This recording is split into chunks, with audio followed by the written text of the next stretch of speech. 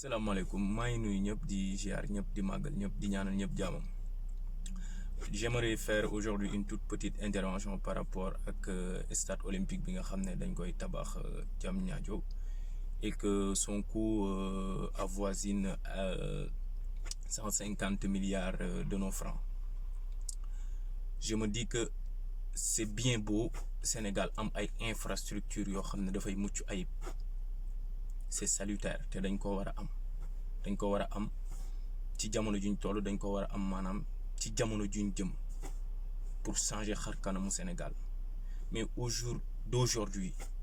Sénégal dañoo am yeneen priorité yoo xam ne moom mooy urgence yoo xam ne Sénégal daf cee war a apporter ay solutions dañ cee war a remédier. Par exemple boo xoolee suñu ay structure sociale de base ba tey dafa am problème bu ñu defee la comparaison ak yeneen dëkk yi nga xam ne l'argument fallacieux bi nga xam ne état daf koy développer que ni dañoo bëgg jeunesse bi am ay infrastructure yoo xam ne dafay mucc ayib nangu nañ ko stade yu mucc ayib nangu nañ ko mais l'argument ne tient pas la route dans la mesure où tey cette même jeunesse là tey boo xoolee Sénégal moom muy dëkk boo xam ne chaque année dafay am 270 000 nouveaux jeunes demandeurs d'emploi yoo xam ne duñu am liggéey état bi mënu leen utat liggéey ci 270 000 jeunes yooyu 31% en valeur relative ce sont des diplômés ñoo xam ne dañoo jàng ba yëyi kayit te mënuñoo am lu ñu liggéey. En même temps boo xoolee éducation tey boo gisee ni suñu professeurs yi ñu ngi grève parce que l'État n'arrive pas à honorer ses engagements vis-à-vis de ses enseignants, tout simplement parce que l'enseignant au Sénégal, il n'est pas respecté. L'enseignant, il est pointé du doigt. L'enseignant, il est dénigré. L'enseignant, on pourrait même dire que l'enseignant, il est déshumanisé. Et dans d'autres pays,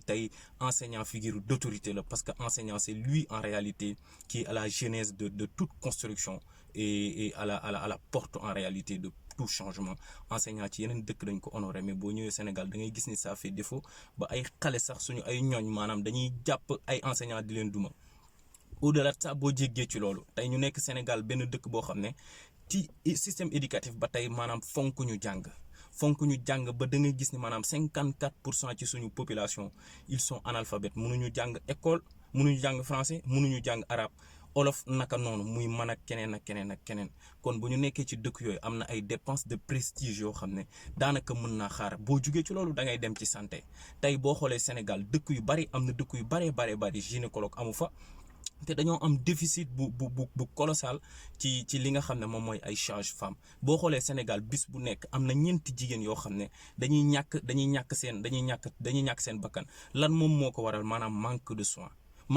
mais aussi manque de sage-femme ak gynécologue ci yenn dëkk yi moom moo tax ñeenti jigéen dañuy gaañu saa su nekk. et loolu maanaam Sénégal daf cee war a remédier tey bu ñu lebee xaalis bu toll ci ay 150 milliards wala ñu leb ay 7000 milliards daanaka dañoo jàpp ni maanaam ci jàng lañ ko war a dugal daanaka dañoo jàpp ni ci faj lañ ko war a dugal tey Sénégal ku feebar.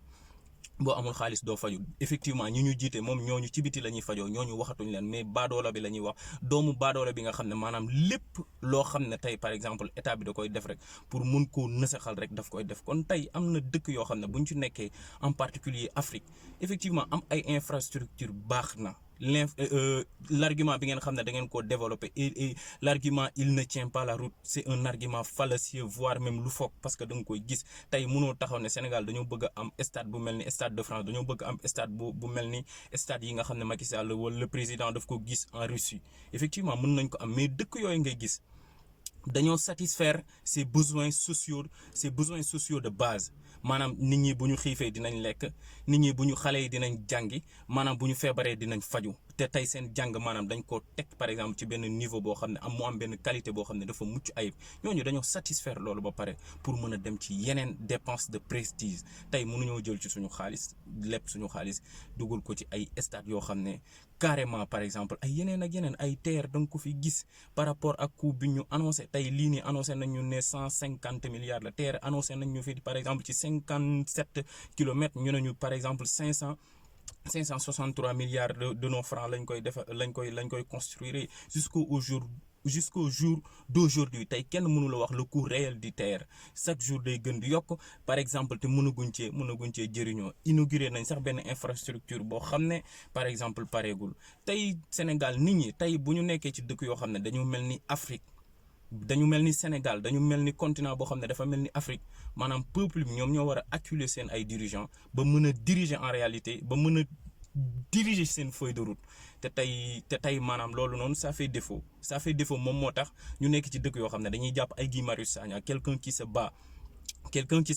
pour son peuple, quelqu'un qui se bat pour des causes nobles, quelqu'un qui voit en réalité quelqu'un qui ne consomme pas d'injustice, quelqu'un qui se donne corps et âme pour que le peuple puisse vivre dans des conditions humainement dignes, ñu koy mettre en prison. Parce que ñooñu noonu bu ñu waxee ni bëgg nañ ñu rek bëgguñu ñu quoi et en réalité lii nii lépp bu ñu koy andi tout simplement pour ramener leen ci combat Guy Marius Sagna parce que saa su nekk combat moom moo nekkoon lii nan la ñuy def ba sénégalais yëpp mën a am ay conditions de vie yoo xam ne dañ fa mucc ayib kooku tey boo ko jàppee tëj ko ci kaso bi tu as insulté toute une nation, tu as insulté tout un peuple, tu as insulté tout ce qui souffre au Sénégal tey nag Sénégal ku waxul rek maanaam da nga en fait tes moyens sont limités mais ñëpp a sonn les Sénégalais ils sont fatigués ils souffrent tey boo jàppee Guy Marius Sagna tëj ko maanaam ñëpp noppi ci ñu ci bari nag su ma naan noppi maanaam moom mooy les voix autorisées dañ ci noppi trop ba tey man daf maa jaaxal surtout maag les politiques tey bu nekkee Guy Marius Sagna daf ko doon wax mi effectivement il a raison bu nekkee dañuy wax ay fichier électoral yéen ñëpp ay génn wàcc ci tali bi tey jàpp nañ Guy Marius Sagna mi nga xam ne il a été avec vous dans tous les combats sur tous les fronts moom dafa àndoon ak yéen tey da ngeen na noppi votre silence est coupable yéen ñëpp nag classe politique bi comme ci mënti doon de A à Z de fond en comble ñoom ñëpp a yem ils sont muets dañoo noppi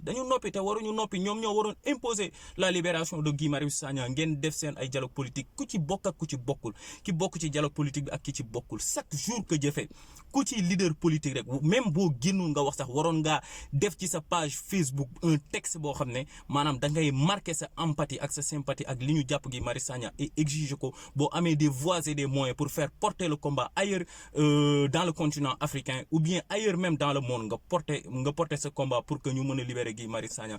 plus de 87 jours ñu jàpp ko koo xam ne il est digne il se bat pour des causes justes et nobles ñëpp noppi ñi nga xam ne maanaam ñooy wax ñëpp amuñu benn cër ñun ñuy wax ñëpp amuñu benn cër mais yéen ñi am cër yéen a noppi muy classe politique bi muy ñi nga xam ne ce sont des religieux et tout da ngeen war a wax ñu bàyyi Guy Marius Sagna loolu moom moo am solo on construit un pays dans la droiture dans la vérité loolu moom moo am solo mais c'est pas comme ça ce n'est pas dans ces conditions là qu'on va atteindre ni l'émergence ni le développement jaajëfati maa ngi jaajëfal ñëpp